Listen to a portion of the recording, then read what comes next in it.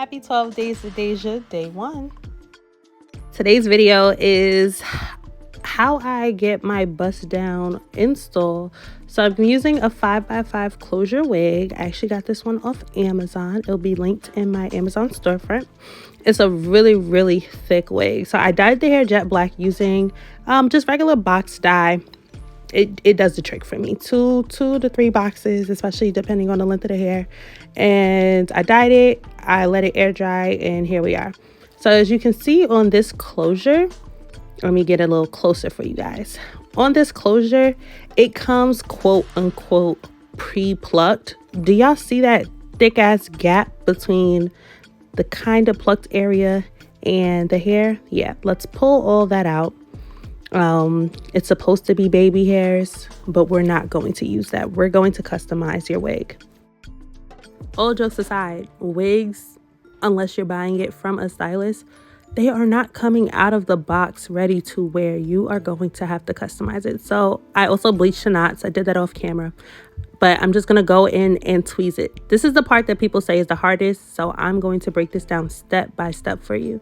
So you want to start making straight lines going back, and you want to make them kind of thick. It wants to be a clear, precise line like this. So you're just going to go and you're going to have a little space in between each line, and you're just going to work your way back. The key to plucking is making sure, especially when you have angled tweezers, that it's flat and you're grabbing and you're yanking. Yank backwards. You literally have to rip the hair out. When you bleach the knots, it makes the knots weaker, so it's a lot easier to come out. So I definitely suggest bleaching the knots, even if it doesn't really look like it needs to be. Bleach it. But be aware that when you bleach the knots, it does cause it to shed. It kind of messes with the longevity of the lace a little bit, but that's okay because you could just do a closure replacement. So you're just going to go ahead and pluck straight back. You want these very thick, like clear ass lines. And I know it looks crazy right now. Please don't leave it like this. There's another step to that. So I'm just going to keep doing that. And when I get to the next part, I'll be back. Now going in with my spray bottle of water, I'm just going to wet up that area again. Wet it up. And you're going to take your comb and just smooth everything back. And you can see those 4 like grids per se, just going straight back. You're going to take your tweezers and then you're going to go into those grids and make another line going straight back. Here, I'm kind of plucking towards the side to pull the hair out. Because I didn't want to pull straight back and make it a little too thick. So I'm kind of plucking it to the side. It's also the way I was standing so that I could record, but you can just pluck straight back. But you want to pluck on those sections that you created to make that section even smaller. I know that sounds crazy, so just watch the video. It makes more sense when you're watching it than listening to me describe it. So as you can see, the hairline is becoming more of a natural look. No one's hairline is super thick. I mean, actually some people's are, but most hairlines have just a natural gradient to the hair. So it's no longer that super harsh line of thickness, how you can see on the other side. And it's no longer those super harsh blocks, like strips of hair. So you're just going to keep going in every area and just keep plucking and tweezing some more. And you want to bring it kind of far back, because once you put the wig on your head, normally you're going to end up cutting a lot of that lace off. And you don't want to pluck only a little way back and end up cutting it off and then having to pluck some more, especially for the girlies with low hairlines. You are going to cut off a lot of lace. So you can see the difference already on the side that I tweezed or plucked compared to the side that I did not.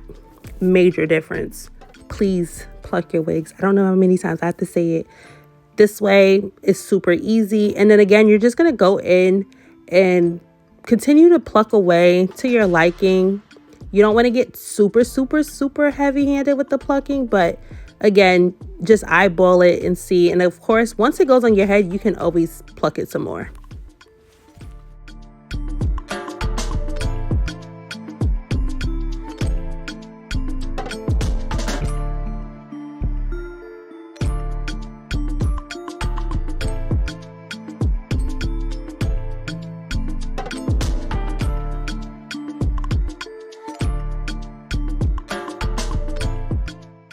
Once you're done plucking the wig, you're going to comb out that closure because you're going to lose a lot of hair.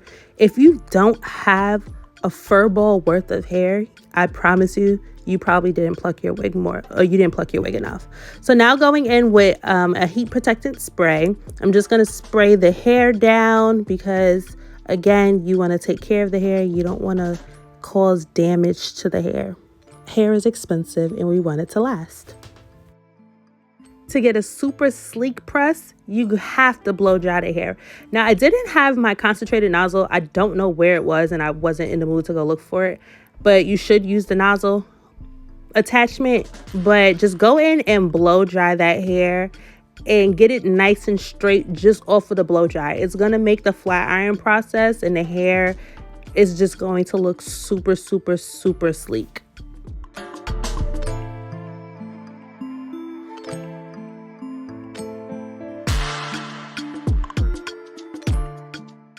Now I'm going in with my Nikira wax stick, which is important because we want to do this look with no baby hairs. And we're just going to hot comb that closure right on back.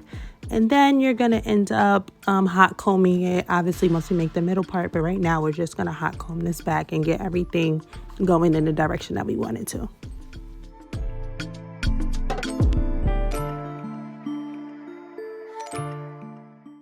Using my trusty dusty bio silk, you want a little bit, I mean a little bit. Y'all, this stuff will make your hair too oily and then you're just gonna have to go in with dry shampoo. It's gonna honestly undo all your hard work of getting that super flowy silky look. So just a little bit goes a long way. Then you're gonna section the hair and you're going to detangle, comb through it first, and then give it a few passes with the flat iron. The smaller the section, the better. You want to make sure that hair is straight. You don't want to take big sections. Obviously, unless you're rushing, you have to do what you have to do. But you're going to go in with small sections, row by row, and give that hair a good press. Like, y'all see how silky that hair looks? That's the key to that, is using clear hair dye when you're dyeing your hair as well. Mix that in with the jet black. It's gonna give you that super shiny look. Chef's kiss every time.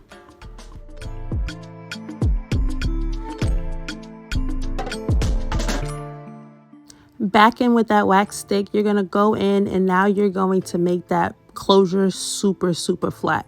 Using the wax stick, you're going to take just a little bit and you want to stay on the roots. You don't want to drag that too far down the hair because it will make it wax oily and greasy. You don't want that. And you're just going to hot comb in both directions because it is going to be a middle part and you just want it to be super flat. You're just going to go across the whole closure doing that.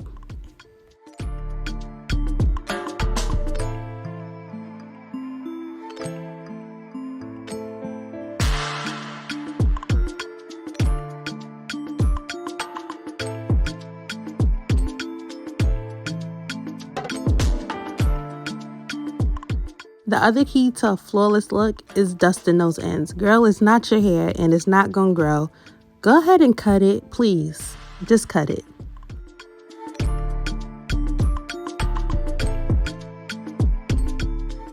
Now, somehow I lost the footage of me putting the wig on my head, but I just used 2 layers of Erica J's lace glue. And I just tacked that joker on. Right now, I'm just fixing my part. And I'm going in with that hot comb. And I'm combing the closure forward. I don't want my hair to fall directly to the side. I want it to fall forward to in front of my face. And I also have a huge forehead. So that's going to work with me with camouflaging my chromodome that I have. So I'm just combing the hair forward, training the hair. That way it falls in the right direction.